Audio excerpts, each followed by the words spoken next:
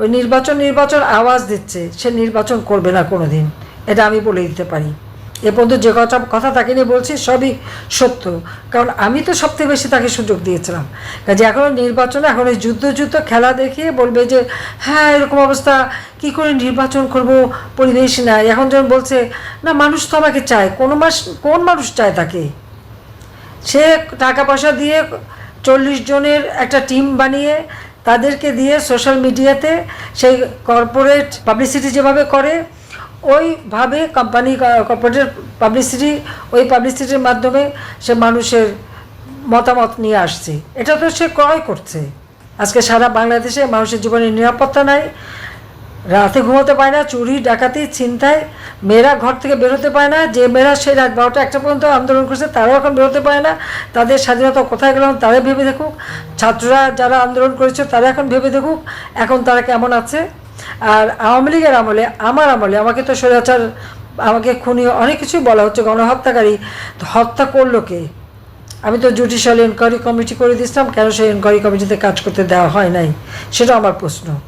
প্রত্যেকটা লাশ তুলে যদি ফরেন্সিক করা হবে তাহলে আসল কথা বেরিয়ে যাবে, এবং যারা ইনজিওর তাদের শরীরে যে বুলেট বেরিয়েছে এই বুলেট কে আনলো সেই তদন্ত বের করা হোক। এই সমস্ত অবৈধ অস্ত্র এবং থানা পুড়িয়ে দিয়ে যত অবৈধ অস্ত্র সেই অস্ত্রগুলি উদ্ধার করা হোক, অনেক রহস্য বেরিয়ে যাবে। কাজে শ্রমিকের অর্থ আত্মসাৎকারী সে ক্ষমতায় বসে এখন ওই ক্ষমতার চেয়ারে গুলুর সাথে আটকে গেছে, এখন আর নড়তে চায় না, আর কিছুতেই যাবে না, আর সে যাবেও না, ইলেকশনও দেবে না। যে যত আশা করুক, যে যত করুক, ইলেকশন কথা বলে মানে ছেলে বুলানো ললিপপ দেবে, কিন্তু ইলেকশন সে দেবে না, এটা আমি একেবারে নির্বিঘ্নে বলে দিতে পারি। কিন্তু আজকে এই যে যুদ্ধ খেলা বা মানবিক করিডোর দরকারটা কি?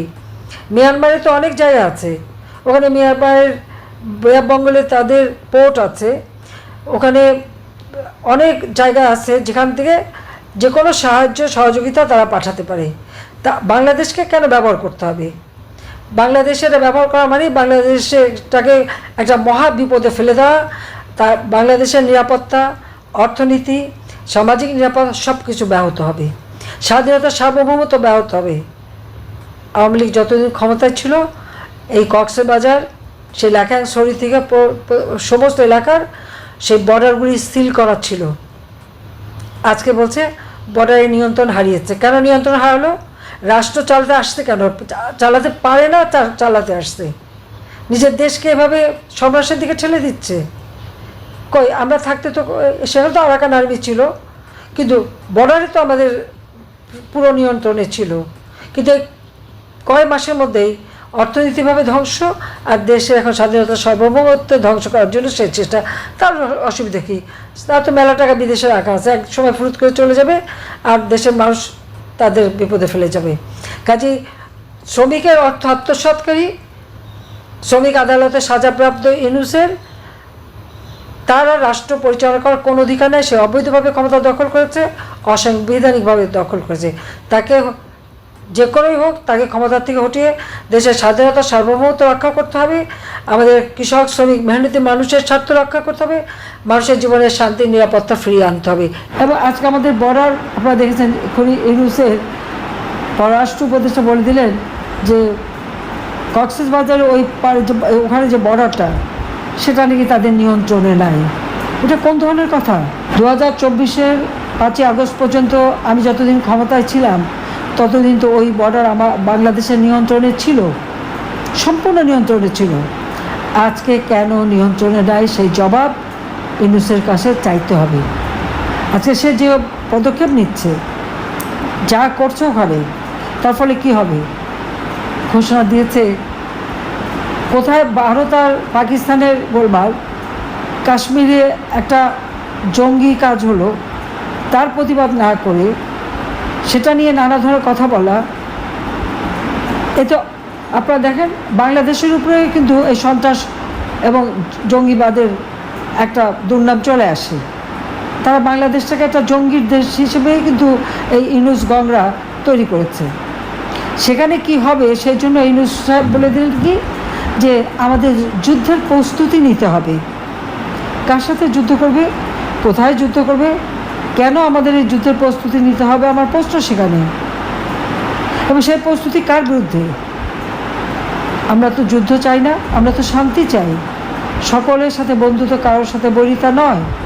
আজকে যদি এই যুদ্ধের তার আয়োজন করতে হয় আর সেই যুদ্ধের প্রস্তুতি নিতে হয়, তার কি দাঁড়াবে? কারোর সাথে যদি সংঘাত বাঁধানো হয়, তাহলে বাংলাদেশের অর্থনীতি ইতিমধ্যে ইউনূসের বদৌলতে 6 মাসের মধ্যে অর্থনীতি ধ্বংসপ্রাপ্ত। আমাদের দারিদ্র্যের হার বেড়ে গেছে, অতি দারিদ্র্যের হার বেড়ে গেছে, মাথাপিছু আয় কমে গেছে, উৎপাদন কমে গেছে। আজকে হাহাকার সারা বাংলাদেশে। কই আওয়ামী লীগ সরকারে থাকতে তো সেটা হয়নি। আজকে কথা কথা লাশ পড়ে, এমনকি আমার ওলামা মাসাকরাও তাদের হাত থেকে রেহাই পায় না, মাদ্রাসা শিক্ষক রেহাই পায় না, ছাত্ররা রেহাই পায় না। আর আওয়ামী লীগের নেতাকর্মী তো তাদের কাছে কিছু না, মেরেই নাকি সব শেষ করে দেবে। একটার পর একটা হত্যাকাণ্ড ঘটাচ্ছে, আর আওয়ামী লীগের সকল নেতাকর্মী মামলা এবং আমাদের হাজার হাজার নেতাকর্মীকে জেলে রেখে দিচ্ছে। একবার প্রতিটি উপজেলা জেলখানা ভরে গেছে আওয়ামী লীগের নেতাকর্মী দিয়ে। কেন? আওয়ামী লীগ কী অপরাধটা করেছে? আজকে স্বৈরাচার কে? সাংবাদিকরা কথা বলতে পারে, তাদের বিরুদ্ধে মিথ্যা মামলা, একটা ডিটেনশন কার্ড কেড়ে নেওয়া হয়েছে। শুধু তাই না, 3 জন সাংবাদিক তার তথ্য উপদেষ্টাকে নাকি কঠিন প্রশ্ন করেছে, সেই জন্য চাকরিই চলে গেল। এতটুকু সমালোচনা বা একটা তথ্য দিতে পারবে না। প্রতিদিন নারী ধর্ষণ, শিশু ধর্ষণ, খুন, হত্যা, ডাকাতি, চুরি, মানুষের জীবনের কোনো নিরাপত্তা নেই, কিন্তু এই সংবাদ কোথাও দেওয়া যাবে না। আজকে বাংলাদেশকে নিয়ে এই খেলা খেলে যাচ্ছে এই খুনি জঙ্গি ইউনূস এবং তার উপদেষ্টা এবং তার ওই সমন্বয়কারীরা।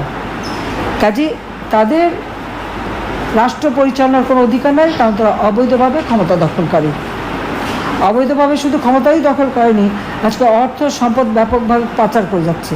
আর ইউনূস তো ক্ষমতা আসার সাথে সাথে আগে ব্যবসাগুলি হাতিয়ে নিল, ম্যান পাওয়ারের ব্যবসা, তারপর যে ডিজিটাল ওয়ালেট মানে বিকাশ, নগদের মতো টাকা সাপ্লাই ব্যবসা, ইউনিভার্সিটি করবে, আরও হাসপাতাল কী করবে বলে সমানে তার এই অপকর্ম। এবং ট্যাক্স সমানে ট্যাক্স ফাঁকি দিচ্ছে। আর ট্যাক্স ফাঁকি করলে আজকে কী হচ্ছে?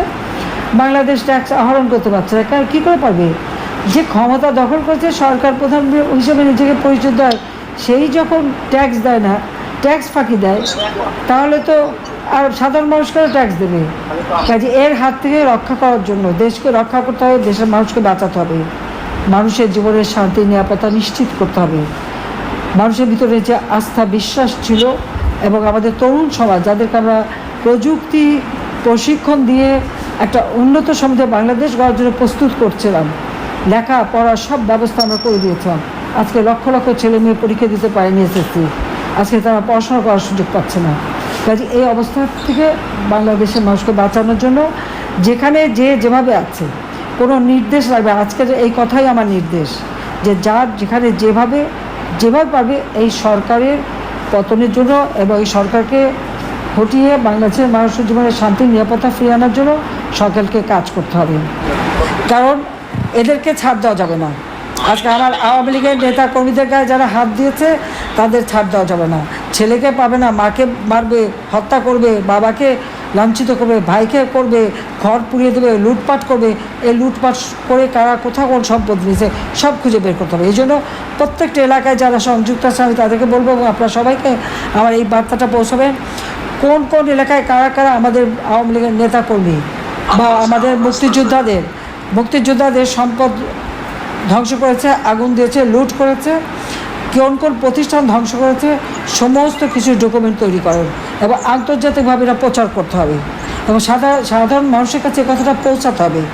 আমরা খালি মানে গ্রুপ করে কথা বললে হবে না, মানুষের কাছে কথাগুলি পৌঁছাতে হবে যে কীভাবে এই খুনি এবং জঙ্গি ইউনূস ক্ষমতা দখল করার পর এদেশের মানুষের উপর অত্যাচার নির্যাতন চালিয়ে যাচ্ছে, সম্পদ লুটপাট করে যাচ্ছে, বিদেশে টাকা পাচার করছে। আজকে তার সমন্বয়টা তো রাতারাতি আঙুল ফুলে কলা গাছ, উপদেষ্টারাও প্রচুর পয়সা বাড়াচ্ছে। কাজে জনগণের সম্পদ কেড়ে নিয়ে তাদের নিজের ফুলে ফেঁপে উঠেছে। মাত্র 8 মাসের মধ্যেই তারা যা বানিয়েছে, আমাদের মধ্যে দুনিয়ার দুর্নীতির মামলা দেয়, কিন্তু তাদের দুর্নীতিটা কি চোখে পড়ে না? মানুষের চোখে পড়ে। সেই জন্য আমি বলবো যে সবাইকে এক হয়ে কাজ করতে হবে এবং আপনারা যখন বসবেন কার এলাকায় কী কী ক্ষতি হয়েছে সেই কথাগুলি আলোচনা করতে হবে, সে আলোচনা করে সেগুলি রেকর্ড করে সেটি প্রচার করতে হবে। কাজে এটি আমার নির্দেশ যে এখন আর সময় নাই, আমাদের দেশের স্বাধীনতা সার্বভৌমত্ব রক্ষা করতে হবে, দেশের মানুষের শান্তি নিরাপত্তা নিশ্চিত করতে হবে, দেশের অর্থনৈতিক উন্নতি সমৃদ্ধির পথে বাংলাদেশকে এগিয়ে নিয়ে যেতে হবে। তার জন্য এই জঙ্গি ইউনূসকে হটিয়ে আমাদের গণতান্ত্রিক ধারা অব্যাহত রেখে বাংলাদেশকে এগিয়ে নিয়ে যেতে হবে। সবাইকে ধন্যবাদ।